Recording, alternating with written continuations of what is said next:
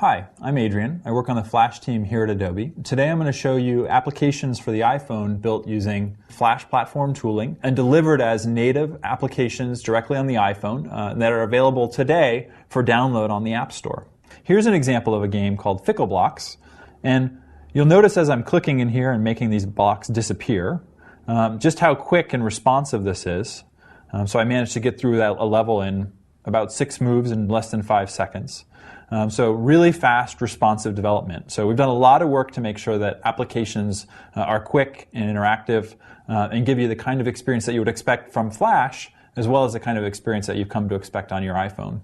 So this is a game called Chroma Circuit. It's the second application that I'm going to show you. And the way this works is it's a little bit of a puzzle game, so a little bit different interaction. I drag back and forth and interact with it. I'm emphasizing this one because this is actually a game that's available as a Flash game in the web browser as well. So you can find this game and you can play it on your PC. You could play it on another device that might have Flash Player 10.1 on it.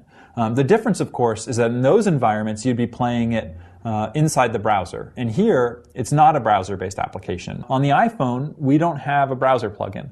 Flash Player 10.1 isn't available. And can't browse to this application and just start using it. And so what developers have to do is they have to go inside of Flash Pro and they have to export that project to a native application for the iPhone. While you're using Flash Pro to build these applications, it's being converted from SWF down to IPA, which is the native file for applications on the iPhone, and so it's installed. There's no runtime interpretation, there's no JIT. These are applications that are built according to all of the rules that have been established in the iPhone developer program, and so you can go ahead and grab them from the App Store. When I say you can grab it from the App Store, you can do that on your device. So I can go in here and I can pull up the App Store.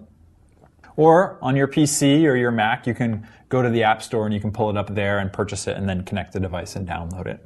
So it's a really exciting time to be a Flash developer. You're now able to build applications for the iPhone that are native applications. They're designed and built with ActionScript 3 using Flash platform tooling. So the opportunities are almost endless.